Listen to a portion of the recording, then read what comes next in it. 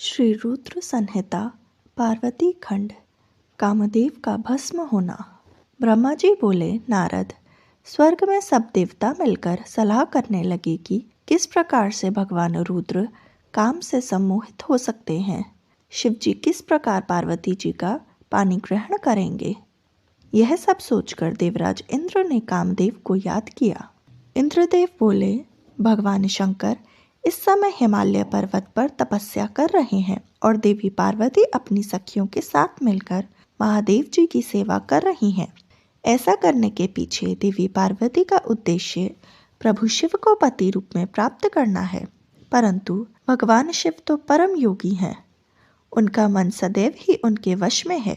हे कामदेव, आप कुछ ऐसा उपाय करें कि भगवान शंकर के हृदय में पार्वती का निवास हो जाए और वह उन्हें अपनी प्राणवल्लभा बना उनका पानी ग्रहण कर लें। आप कुछ ऐसा कार्य करें जिससे देवताओं के सभी कष्ट दूर हो जाएं और हम सभी को ताड़कासुर नामक दैत्य से हमेशा के लिए छुटकारा मिल जाए। यदि कामदेव आप ऐसा करने में सफल हो जाएंगे तो हम सभी आपके सदैव आभारी रहेंगे।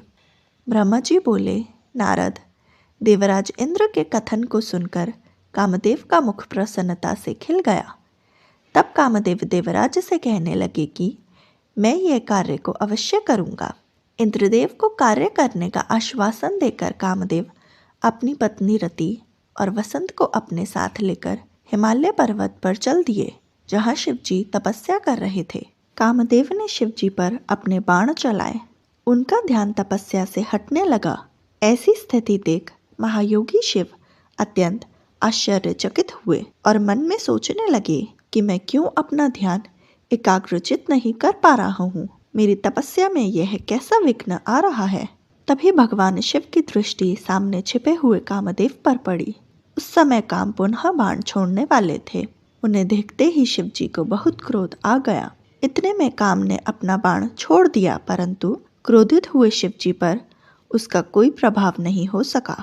वह बाण शिव जी के पास आते ही शांत हो गया। तब अपने बाण को बेकार हुआ देख कामदेव डर से कांपने लगे और इंद्र आदि देवताओं को याद करने लगे। सभी देवतागण वहां आ पहुंचे और महादेव जी को प्रणाम करके उनकी भक्तिभाव से स्तुति करने लगे। जब देवतागण उनकी स्तुति कर ही रहे थे, तभी भगवान शिव के मस्तक के बीचों बीच स्थित तीसरा नेत्र खुला और उसमें से आग निकलने लगी। इससे पूर्व कि इंद्रदेव या अन्य देवता भगवान शिव से क्षमा याचना कर पाते, उस आग ने वहां खड़े कामदेव को जलाकर भस्म कर दिया। यह देखकर सभी देवता बड़े व्याकुल हो गए कि काम उनकी वजह से ही शिवजी के क्रोध का भागी बना। कामदेव के अग्नि में जलने का दृश्य देखकर वहां उपस्थित देवी पार्वती और उनकी सखियां भी अत्यंत भयभीत हो गईं। कामदेव की पत्नी रति तो मूर्छित होकर गिर पड़ी। मूर्छा टूटने पर वह जोर जोर से विलाप करने लगी। देवी रति को सभी देवता आश्वासन देकर शिवजी के पास गए और उन्हें प्रणाम करते हुए कहने लगे, हे भक्त वत्सल, हे त्रिलोकीनाथ, भगवान आप कामदेव के ऊपर किए अपने क्रोध पर पुनः विचार अवश्य कीजिए। कामदेव ये कार्य अपने लिए नहीं कर रहे थे, इसमें उनका निजी स्वार्थ कतई नहीं था। हे भगवान, हम सभी ताड़कासुर के सताए हुए हैं। उसने हमारा राज्य छीनकर हमें स्वर्ग से निष्कासित कर दिया था, इसलिए ताड़कासुर का विनाश करने के लिए ही कामदेव ने यह कार्य किया था। आप कृपया करके अपने क्रोध को शांत करें और रोती बिलखती कामदेव की पत्नी रति को समझाने की कृपा करें। हे प्रभु, कृपा कर रति का शोक दूर करें।